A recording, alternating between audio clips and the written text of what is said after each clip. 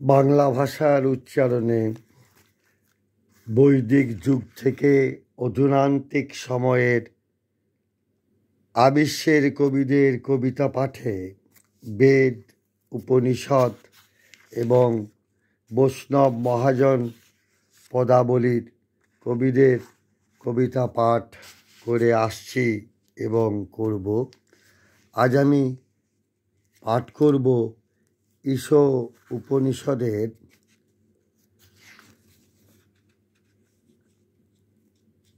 15তম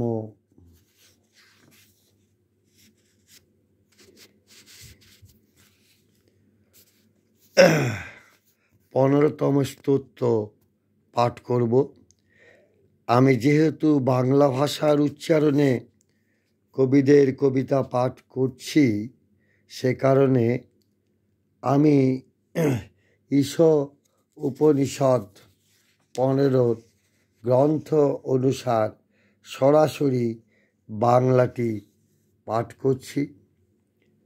সরলার্থ: হে জগতের পোষক সূর্য, তোমার জ্যোতির্ময় মণ্ডলরূপ পাত্র দ্বারা সত্যস্বরূপ আদিত্যমণ্ডলস্থ পুরুষের মুখ আচ্ছাদিত রহিয়াছে। সত্যস্বরূপ তোমার উপাসনার ফলে সত্য ধর্মা আমার উপলব্ধির জন্য তুমি উক্ত আবরণ অপসারিত করো। সত্যের মুখ যেন একটি সুবর্ণ পাত্র দ্বারা আবৃত আছে। আবৃত অর্থ মানবীয় চৈতন্য হতে লুক্কায়িত, কারণ আমরা মনোময় রাজ্যের জীব। আমাদের সর্বোচ্চ জ্ঞান নাম এবং রূপ এর মধ্যেই আবদ্ধ। ইহার জ্ঞান লাভের উপায় সত্যের রশ্মি, কিন্তু ইহারা কেবল নামরূপেরই জ্ঞান দেয়। নামরূপের অন্তর্নিহিত যে সত্য আছে তাহার সন্ধান দেয় না। ইহাদের দ্বারা আমরা নামরূপের যে জ্ঞান লাভ করি তাহা হইতে অন্তর্নিহিত সত্য অনুমান করিয়া লই।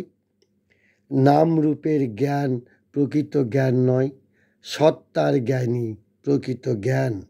আমরা প্রকৃত সত্যে পৌঁছতে পারি যদি সূর্য মানে সত্য দ্রষ্টা আমাদের চেতনা হইতে নাম ও রূপের জ্ঞান মানে হিরণ্ময় পাত্র দূরীভূত করিয়া তৎপরিবর্তে আত্মদৃষ্টি ও সমগ্রের দৃষ্টি দান করেন।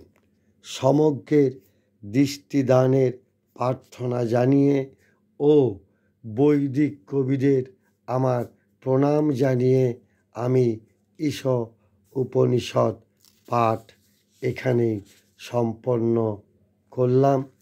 কবিদের জয় হোক, কবিতার জয় হোক। নিজের দায়বদ্ধতার কাছে নিজে যেন স্থিত থাকতে পারি, এই প্রার্থনা। সবার মঙ্গল হোক।